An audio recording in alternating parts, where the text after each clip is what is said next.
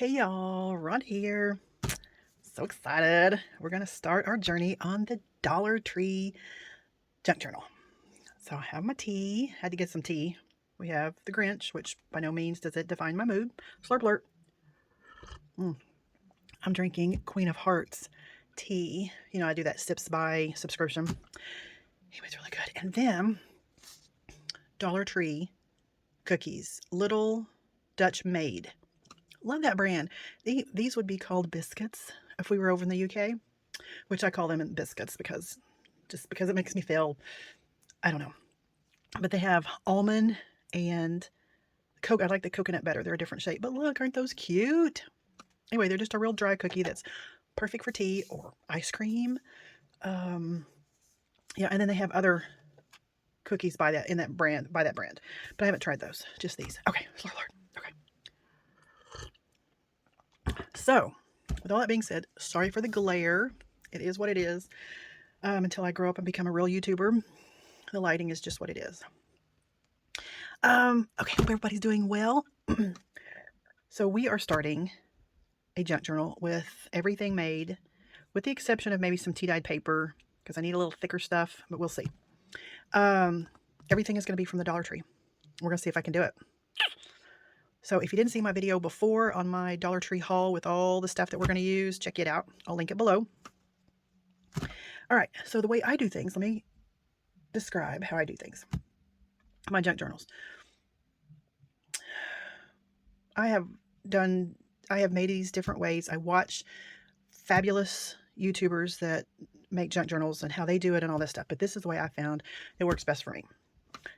So I get my pages, I decorate my pages, my signatures, get all those organized, and then I make my cover. Because if I do a last look through and I think that really needs some lace or something on it and I want to sew on it, I can do it. So I do everything beforehand. And then once that's all done, then I make my cover, and then I sew all my signatures into my cover, and then it's done. So that's how I do it. That's how we're going to do it on this little series. So if that doesn't work for you, try a different way. We're all a little different. We work different. We think different, all of that. So with all that being said, like I said, check out my haul before. But these little coloring books, they are stapled. So you can just take the staples out, just turn to the middle, use some little device and pop those out. Look, there's one right there. Some of these are perforated, so you can just tear them out very easily. So we have some of those pulled. This is copy paper. Both of these. Love these. Folding them in half if you want something a little thicker, because these are pretty thin. This is probably 18, 20-pound paper. You can see the design through there. If you want something a little heftier, glue two of them together.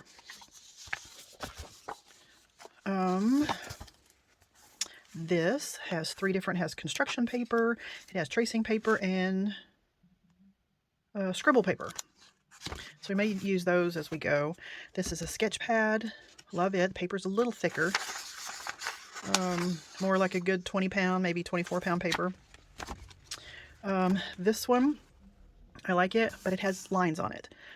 So with these, you're going to tear them out. You can use a ruler. You can use, these are stapled. I'll just wait and take the staples out just like this. Get off there. He wants to stay in the camera. Oops, there he went. Just do this like this. Turn it over and pop these out. If you get something that has lines in it, and it will drive you crazy if you put it in your junk journal and the lines don't go properly. There we go. Then, since we took out the staples, if your book happens to be sewn, then just cut the stitches. So these come out like this. So instead of taking this, cutting the paper in half, folding it in half, and your line's going this way, leave it like this and just trim it to whatever height you need, which I think that's what we'll do. Here is this is a manuscript tablet. Pretty thin. Like I said, if you want something a little thicker every so often, glue a couple pieces together. More coloring books. Some of these you may not want to fold in half, like this one. This one would be fantastic. That wouldn't be great.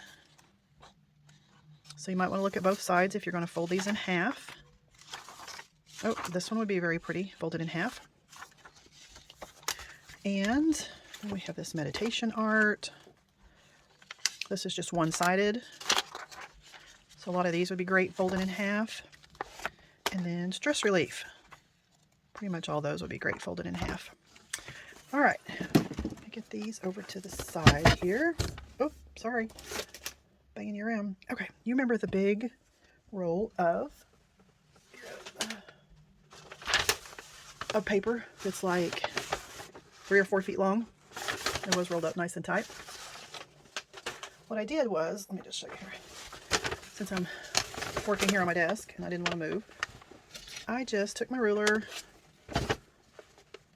8.5 is the height, so there's 8.5. There's 8.5 inches. So I just took my scissors and just went zzz, down the side. Yeah, it wasn't straight by any means, but I had to get it down where I could handle it. So we know it's 8.5 tall-ish. 8.5-ish tall. So I was able then to measure 11, because it's 8.5 by 11. Cut it off at 11, and then I could put it on my big Fiskars rotary trimmer and then trim it up, make it square, so it'd be 8.5 by 11. So I did a bunch of those. I was just watching some YouTube or something one night and was just doing that. So what we have is stacks of wonderfulness. So here's some of those copy papers. There's some of the coloring pages, and then all this, which is kind of the main pages, because this is a pretty good weight. And I don't have to tea dye it, which I'm not going to tea dye any of this, but this one, if they're too long, it's okay. So what I did with this, because they're longer than 11 inches, so I just kind of measured it halfway like that, folded this over, and just creased it. So yes, we have that sticking out, but that's okay, because what we can do is fold that over, make a tuck spot. We could trim it off. We could do all kinds of things. So there's that. Here is just some what they call filler paper, you know, for the kids' notebooks. Took it and folded it in half. So we have a stack of those. This is one of those sketch pads, just the white sheets. Pour those out. And then, like I said, on a couple of these, I wanted it a little heftier because I thought I might do some sewing or something on it. I glued two together. Plus you get a nice sound. So several of these are glued together. All right, so then what I do, my little process, is I go through, let's see, I make my little piles here. And this is totally up to you how you want to do this. I bought all this stuff from Dollar Tree because I was thinking I'll just make a little single signature journal. Well, Lord have mercy. 4 sackfuls later, I got enough to make 16 journals. So one of the mailers that I bought was just the right size. If you fold it in half, it's going to be just the right size for a journal that's basically made out of this size. Then I bought one bigger because I thought, you never know. Thank goodness I did that, because the bigger one, I can actually make a spine in it, and I can sew 3 or 4 signatures in it. So that's what we're going to do. All right. So signature number 1. You just go through, pick one of your pages, pick another one, pick another one. I might go back to, you know, kind of see if they match. Put another one of these in there. I mean, it's just, you know, just playing around. What do you like? You could put 2 of the same ones in there if you wanted to. I mean, usually you don't put like 2 coloring pages right together. You want to like spread them out a little bit. But have we even done a coloring page? No. Let's do a coloring page. Where's one of those long ones? Oh, up here. And, you know, they're going to be all different sizes, all that. It's fine. when we start working on it, we'll go back and chop this off or fold it or whatever we're going to do with it. How many pages in a signature? Ponder that for a minute.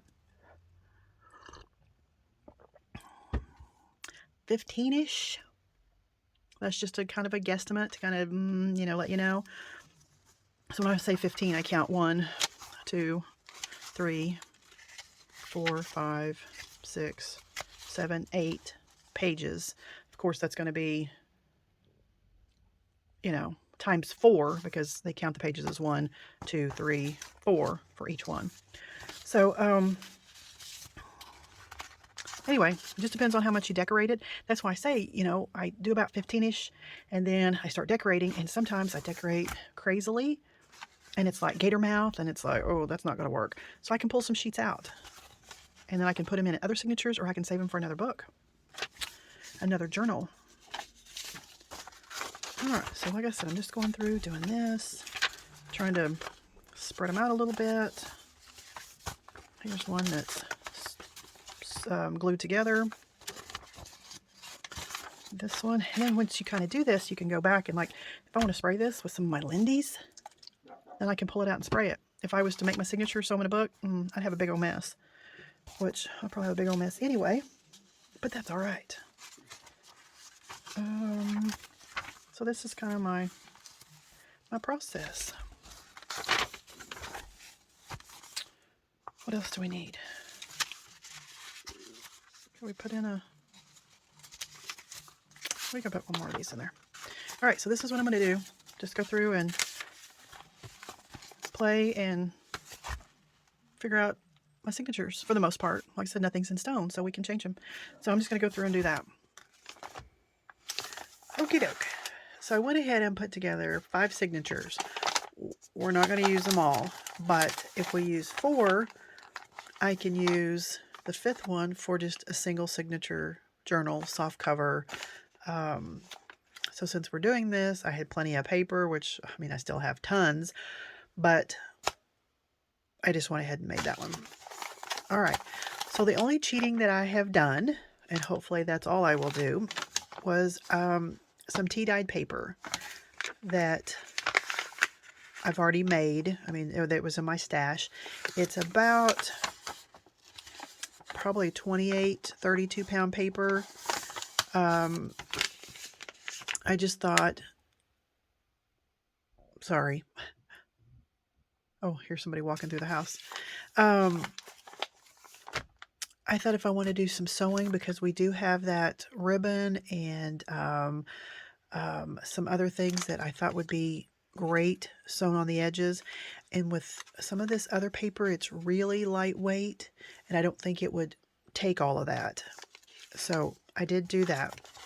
So this is an example